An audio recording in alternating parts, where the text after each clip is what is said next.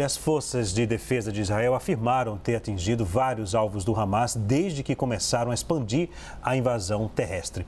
O exército disse que neutralizou o que chamou de células terroristas na região. O nosso correspondente Américo Martins volta a falar com a gente. Américo, detalhe essa operação para a gente, por favor. Leandro, essas informações vieram agora à noite do porta-voz das Forças de Defesa de Israel. Eles estão fazendo pelo menos 2 entrevistas coletivas com a imprensa nacional aqui de Israel e internacional também, relatando como é que está aí o andamento da guerra. Foi através dessa entrevista coletiva que a gente determinou, nas nossas análises aqui ontem à noite, que a guerra estava entrando na sua segunda e mais intensa fase, que era justamente a atuação dos soldados israelenses no campo de batalha em Gaza, ou seja, operações terrestres, não apenas bombardeios. E eles estão até agora na faixa de Gaza, não se sabe se querem ocupar o território inteiro ou não, mas estão lá e, segundo as forças de defesa de Israel, aconteceram vários combates, eles confirmaram esses combates, eles dizem que teriam destruído várias células, várias unidades do Hamas.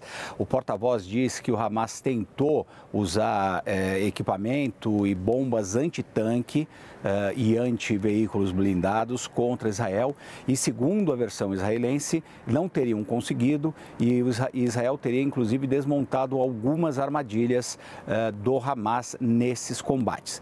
Muito importante a gente esclarecer aqui que essa é a versão israelense. Nós não temos como confirmar se isso de fato aconteceu. Esse porta-voz, por exemplo, não disse se houve alguma baixa no exército israelense. Segundo ele, todas as tentativas do Hamas não funcionaram e apenas o exército israelense conseguiu vitórias ali, matando militantes do Hamas e destruindo parte das suas células. Não temos como confirmar essa informação, repito, porque não temos ninguém dentro da faixa de Gaza e não conseguimos falar com os porta-vozes do Hamas para ter a versão deles nessas operações todas. E por que não conseguimos? Porque a faixa de Gaza está nesse momento num tremendo apagão, num blackout de comunicações. Não é a questão energética, é uma questão de que não existe comunicação por telefone e nem por WhatsApp ou internet na faixa de Gaza. As pessoas não conseguem se comunicar em geral dentro da faixa de Gaza e também não conseguem se comunicar com o exterior. Inclusive, durante essa entrevista coletiva do porta-voz das Forças de Defesa de Israel, um jornalista perguntou se isso teria sido uma ação israelense, ou seja, se Israel teria determinado que ia tirar a comunicação da faixa de Gaza, explodindo, por exemplo, as instalações que permitem o funcionamento da internet e também da telefonia dentro do território. A resposta do porta-voz nem confirmou, nem desmentiu essa versão. Ele apenas disse que Israel fará tudo para proteger as suas tropas. Então, dá a entender, sugere, mas apenas sugere, não é confirmado e também, de novo, não podemos confirmar. Acho que nem num conflito como esse é muito importante a gente dizer o que nós confirmamos, o que nós sabemos e o que cada lado diz. E nesse caso a gente só está tendo um lado. Então, ele disse que Israel fará tudo para proteger as suas tropas quando foi indagado se essa foi uma ação deliberada dos militares israelenses de fazer esse blackout das comunicações na faixa de Gaza. Agora, Américo, um outro ponto que chamou a atenção e a gente vê ao longo desses dias, desde o início desse conflito, dessa guerra, é um momento tão delicado lá na fronteira com o Líbano, lá no norte de Israel. Por sinal, você esteve lá e você presenciou e viu a quantidade de tanques do modelo MK4, que é o tanque mais potente do exército de Israel.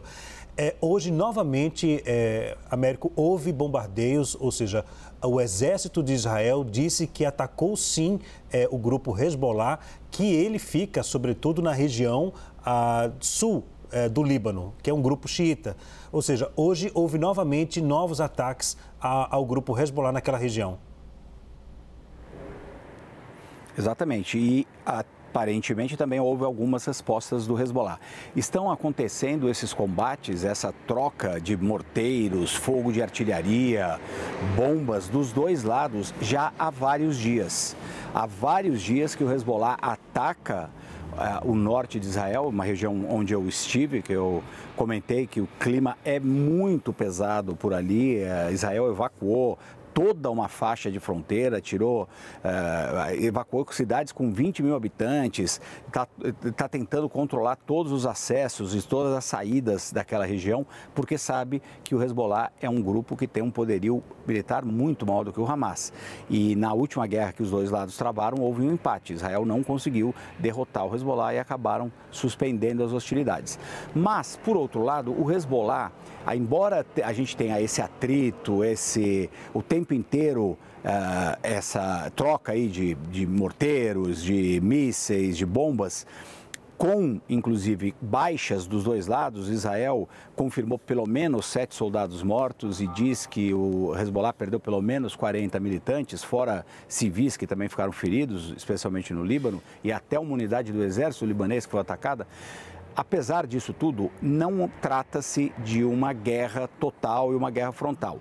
Aparentemente, a tentativa estratégica aqui do Hezbollah é desviar parte da atenção das Forças Armadas israelenses para o norte do país também, não deixar Israel concentrar todos os seus esforços na faixa de Gaza, para demonstrar uma certa solidariedade com o Hamas, que é uma solidariedade muito forte do ponto de vista verbal, das colocações que o Hezbollah tem feito, do encontro que aconteceu essa semana entre o líder do Hezbollah, representantes do Hamas e da Jihad Islâmica, uma trinca ali de inimigos de Israel. Então, o Hezbollah definitivamente não tem visto, vê Israel como inimigo, mas não declarou uma guerra. O que a gente tem ali é uma guerra de atrito, um conflito muito de atrito, mas que tira muita atenção dos militares israelenses, que precisam, obviamente, defender o norte do país e desviar parcialmente a sua atenção para lá, não podendo concentrar completamente todos os esforços na faixa de Gaza. Américo, muito obrigado. Américo, que é o nosso correspondente, que está em Israel. Ele já percorreu várias regiões lá, tanto na região norte, como ele disse agora há pouco, que é na fronteira com o Líbano, que é uma região muito delicada. Desde o início, desde a primeira semana desse conflito, há bombardeios. O Líbano, por exemplo, já disparou 15 foguetes no início desse conflito, na primeira semana. Ele também já percorreu, como a gente viu ontem e mais cedo, a faixa de Gaza, ou seja, ali o limite, a fronteira, para poder acompanhar como é que está a movimentação. É fundamental a gente ter jornalista em loco, porque assim a gente consegue ter informações precisas, que é isso que tanto que a CNN preza, é informação precisa, informação checada, informação bem apurada para poder passar para o telespectador. Mas eu confesso que toda vez quando você faz essa movimentação aí, bate um medo e a gente fica bem apreensivo, porque a cada momento, a cada informação que a gente recebe, as imagens que a gente recebe aqui na CNN são imagens lamentáveis, de situação muito grave, e por isso que eu sempre falo, se proteja e se cuide.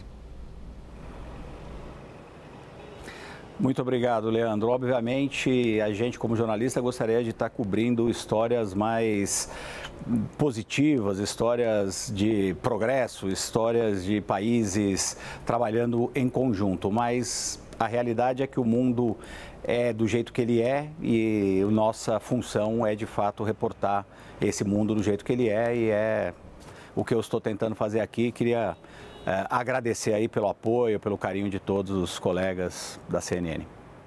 Obrigado.